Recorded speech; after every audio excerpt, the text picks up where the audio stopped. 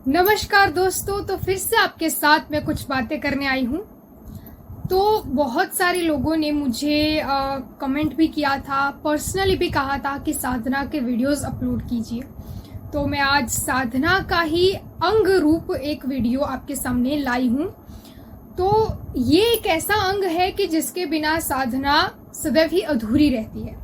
तो साधना के 3 मुख्यत्व जो है अंग है, पहला है यंत्र, दूसरा है मंत्र और तीसरा है जो बलि देते हैं।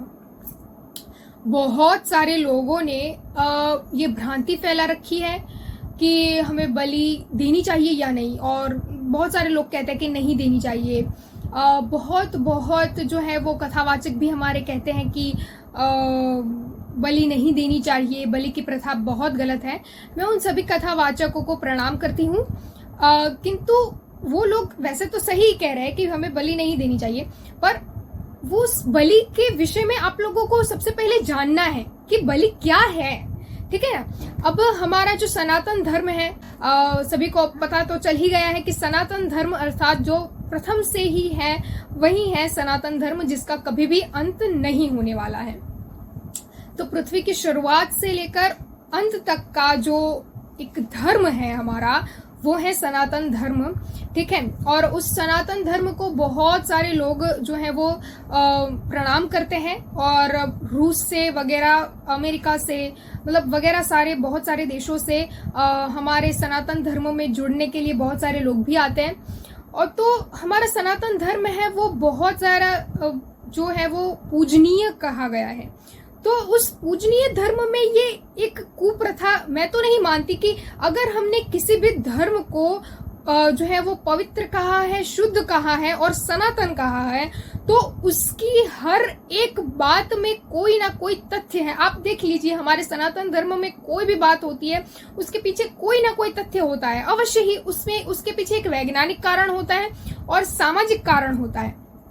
ठीक है, तो कोई भी कारण होता है तभी हमारे धर्म में कोई भी, उसमें कोई भी अनुष्ठान कह लो या फिर कोई भी विधि कह लो, कुछ भी उस वैज्ञानिक अथवा सामाजिक, मानसिक किसी भी कारणों से ही हमें वो सब जो है वो विधि बनाई गई होती है। तो बलि के पीछे कौन सा कारण है, ठीक है, कौन सा उसके पीछे विज्ञान है, तो सबसे पहले मैं आप लोगों को बलि के विषय में समझा देती हूँ। बहुत सारे लोग कहते हैं कि बलि नहीं चढ़ानी चाहिए, बलि एक कुप्रथा है।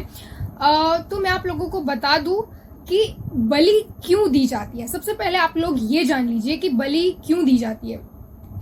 तो पहले के समय में ऐसा हुआ करता था कि कोई भी लोग होते थे, अगर मैं आप लोगों को बकरे की ही बता देती हूँ, ठीक है, उदाहरण बता देती हूँ, क्योंकि बकरे की बलि बहुत ज्यादा ऐसे मतलब सुनी गई है। तो पहले के समय में जो है वो बहुत सारे लोग नहीं ऐसा करते थे, पर कुछ लोग ऐसे थे जो मांस खाते थे, और उसमें बकरे का मांस कोई खाता था, कोई कह लो किसी पक्षी का मांस खाता था, अथवा ऐसा कुछ भी अगर उसने मतलब ऐसा मांस खाता था, तो फिर उसे जब ये ज्ञान होता था कि नहीं, हमें मांस नहीं खाना चाहिए, तो पहले के समय में बहुत सारी विधियां होती थी पूजा की। ठीक है, बहुत सारे अनुष्ठान लोग करते थे। तो उनकी जो इष्ट देवी होती है अथवा उनकी जो कुल देवी होती है, तो उनके सामने वो अनुष्ठान के अंतिम दिवस वो जो खाता है, जैसे कि कोई व्यक्ति है, अब वो बकरा खाता है, उसे ये ज्ञात हो गया कि बकरा नहीं खाना चाहिए, तो उसके बाद उसे वो त्याग करना है वो बकरा। तो वो कैसे त्याग करेगा? वो माता को साक्षी मानता है, अपनी इष्ट को, अपनी इष्ट देवी जो होती है उसे साक्षी मानता है, अथवा अपनी कुल देवी जो होती है उसे साक्षी मानता है, और फिर वो उस बलि का त्याग करता है, मतलब उस भोजन का त्याग करता है, और तभी बलि चढ़ती है। ठीक है, तो जैसे कि उसने वो बकरा खाता है, उसे ज्ञात हो गया कि उसे नहीं खाना चाहिए, उसके बाद उसने देवी का अनुष्ठान किया, जो भी उसकी कुल देवी हो वगैरह, और अंतिम दिवस उसने उस वस्तु को जिसे वो खाता था, जैसे कि मैंने बकरे की उदाहरण दिया, तो बकरा वो एक लाएगा और उसके बाद वो अंतिम दिवस वो माँ के आगे उसकी बलि चढ़ाएगा और उससे कहेगा, और माँ को कहेगा कि हे माँ, ये मैंने अंतिम बार इस बकरे को काटा है, अभी मैं अपने पूरे जीवन में नहीं काटूंगा और ना ही अपने किसी अवतार में काटूंगा, ठीक है, अभी किसी जन्म में काटूंगा। अब देखिए, कोई भी व्यक्ति होता है उसे उस जन्म का तो उसे भान है, ठीक है, किंतु आने वाले जन्म में वो क्या करेगा क्या नहीं उसका उसे कोई बोध नहीं रहता। परंतु वो माँ को कहता है कि हे माँ, मैंने तुम्हें ये बलि चढ़ा दी है, अब इसके पश्चात मैं अपने आने वाले जन्म में भी ये वस्तु को कभी नहीं स्पर्श कर न सकूं, ठीक है। उसका आप माँ को कहते हैं कि हे माँ, इसे अब आपको समर्पित है, अब मैं इसे कभी नहीं छूऊंगा, ठीक है। अब अगर आप लोग मांस नहीं खाते हैं और फिर कहते हैं कि हमें बलि चढ़ानी है, तो ये बात सरासर गलत है, क्योंकि बलि इसी कारणवश चढ़ाई जाती है। अभी कोई मांस नहीं खाता है तो इसका तात्पर्य ये नहीं है कि हमको माँ को जो है बलि चढ़ानी है। बहुत सारे लोग कहते हैं कि अगर हमने माँ को बलि नहीं चढ़ाई तो फिर माँ रुष्ट हो जाएगी। अब माँ कभी भी अपने संतान को ही, मतलब हम अगर उनके संतान है ना, तो वो सारे जीव जंतु है ना, वो भी माँ की ही संतान है, या पहले तो समझ लीजिए। और हम उन्हें जितने प्रिय है ना, कदाचित उससे भी ज्यादा माँ को वो सब प्रिय होंगे, क्योंकि उन सबके मन में ना ही काम है, ना ही क्रोध है, ना ही लोभ है, मतलब कुछ भी नहीं है उनके मन में, और हम सभी दूषणों से भरे हुए हैं। तो माँ को सबसे ज्यादा प्रिय हम होंगे, हम भी प्रिय हैं, किंतु वो भी प्रिय है, ठीक है। तो हमें ये तो नहीं करना है कि अगर हम नहीं खाते हैं, पर हमारे पूर्वजों की प्रथा थी बलि चढ़ाना, तो हम भी चढ़ा रहे हैं, तो ये नहीं होता, ठीक है। आप खाते हैं तभी आप बलि चढ़ाइए, और अंतिम एक ही बार बलि चढ़ती है। अब आप ऐसा करते हैं कि हर वर्ष में जो हर नवरात्र आते हैं, हर मतलब उनके जो दिवस होते हैं, हर कुल के अलग अलग दिवस होते हैं कि इस नवरात्रि में 8वां दिवस है, वो उसकी कुल देवी के निमित्त हमें मानना है, तभी भोग चढ़ाते हैं अपनी कुल देवी को वगैरह वगैरह, तभी बहुत सारे लोग बलि भी चढ़ाते हैं। तो मतलब हर साल वो बलि चढ़ाते हैं, तो ऐसा नहीं करना है। एक बार ही अगर आप बकरा खाते हो, फिर आपने एक बार बकरे को बलि चढ़ाई, उसके बाद आप लोगों को कभी भी बकरे को स्पर्श तक नहीं करना है, ये होता है उसका नियम। तो आप सबसे पहले बलि को जान लीजिए, ठीक है। ऐसे ही हम अपने ही धर्म में किसी भी बात को जाने बिना उससे कहेंगे कि नहीं ये गलत है, नहीं ये सही है, तो हमें इस पे मतलब ऐसा कुछ नहीं होने मिलने वाला, ठीक है। ऊपर से हमें हमारा धर्म जो है, हम धर्मद्रोही होंगे, इस ऐसा हमारे मुख पर जो है लालछन वो उड़ेगा। तो ठीक है, हमें सबसे पहले हमारे धर्म के विषय में जान लेना है कि हमारा धर्म क्या कह रहा है, कुछ उसके पीछे तथ्य है, ठीक है, वो हमें समझ लेना है। अब बहुत सारे लोग होते हैं कि वो ऐसा मांस वगैरह नहीं खाते हैं, पर बहुत सारी साधनाओं में कहा गया है कि हमें माता को बलि चढ़ानी है। तो हमें उसमें क्या बलि चढ़ानी है मैं आप लोगों को बता देती हूँ। आप अनार की बलि चढ़ा सकते हैं, ठीक है। अनार की आप बलि चढ़ाएं तो उसमें कोई भी दुष्प्रभाव नहीं पड़ेगा। और अनार की बलि हमें चढ़ानी है तो हमें कैसे चढ़ानी, मतलब क्यों अनार की ही बलि, क्योंकि वो लाल होती है सबसे पहले, और लाल माता का प्रिय रंग है। उसके पश्चात दूसरी बात कि हमें जब हम अनार को काटते हैं हमें कैसे काटना है कि हमें सबसे पहले एक जो है वो एक लाल आसन बिछाना है। मतलब एक पहले तो एक बर्तन लेना है, उसके ऊपर एक लाल आसन बिछाना है। अगर लाल आसन नहीं है तो फिर आप कोई भी अनाज के दाने ले सकते हैं और उससे उसका मतलब आसन बनाना है। उसके ऊपर हमें एक अनार रखना है। उस अनार को हमें ये सोचना है कि ये अनार नहीं, हमारे अंदर के दूषण है, जो काम क्रोध मोह लोभ मत्सर वो सारा जो है ना वो है वो, ठीक है। और हम माँ के आगे उसे समर्पित कर रहे हैं, ठीक है। उसे काटना है बीच में से और उसके ऊपर हमें सिंदूर का लेपन करना है और वो माँ को चढ़ाना है। तो हमें इस प्रकार से हमें करना है। और उसके पश्चात देखिए, अगर आपने अगर जो है क्रोध की बलि चढ़ाई है, उस समय उस अनार को ध्यान में रखकर उसे हम क्रोध मानकर हम उसे काट कर उससे उसकी माँ को बलि चढ़ाएंगे, तो उसके पश्चात से आपको कभी भी क्रोध नहीं करना है, ठीक है। जैसे हमने मांस का आपको कहा कि बलि क्यों चढ़ानी है और नहीं चढ़ानी है उसके बाद, ठीक है, नहीं उसके बाद वो मांस का भोजन करना है, ठीक है। तो उसी प्रकार आप अगर अनार की बलि चढ़ा रहे हैं तो उसके साथ आपको अनार को क्रोध समझना होगा या अपने अंदर क्या कोई भी एक दुर्गुण है उसे समझना होगा, ठीक है।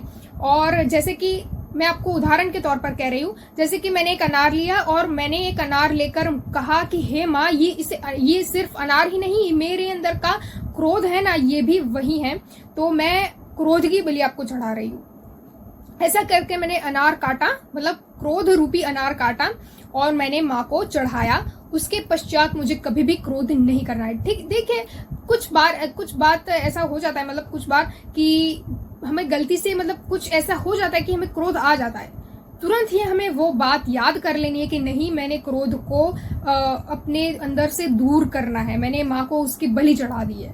मतलब बलि चढ़ाना मतलब ऐसा कहते हैं ना कि बलि का बकरा वगैरह कहते हैं कि मतलब किसी को अगर हम ऐसे कुछ करते हैं तो कहते हैं मतलब बलि का बकरा। मतलब मैं भी कह नहीं पा रही हूँ कि मैं उसके लिए कैसा उदाहरण पेश करूँ आपके सामने, आप समझ ही गए होंगे कि ऐसा कहते हैं। उसके बाद बलिदान, जो बलि शब्द ही बलि राजा से उत्पन्न हुआ है। मतलब जो बलि राजा थे उन्होंने भगवान जो है वामन अवतार में उन्होंने 3 पग भूमि में उनका जो पूरा उनका राज्य था वो सब कुछ समर्पित कर दिया था, और स्वर्ग भी उन्हें समर्पित कर दिया था, और फिर जब तीसरे पैर में कुछ भी नहीं मिला तो स्वयं को ही समर्पित कर दिया।